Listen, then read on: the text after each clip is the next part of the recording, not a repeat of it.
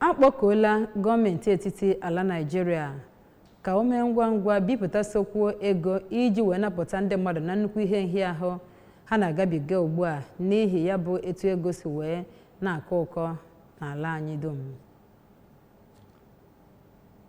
Otu onye na-emepụta ngwaahịa Dr. Godwin Okafor onye kpọrọ oku a n'oge ndị ntaakụkọ na-agba ya ajụjụ ọnụ bụ ndị ntaakụkọ ABS gbasara nsogbu ala Naịjirịa na-agabiga n'ihi ya bụ ụkọ ego naira site n'etu ahụ esi wee webatazi usoro electronic money transfer site n'aka ụlọakụ ọkwụ n'etiti Central Bank. Onye ọrụ anyị bụ Abuchi Nwaọzọ wetara akụkọ a site n'ụlọ ọrụ anyị.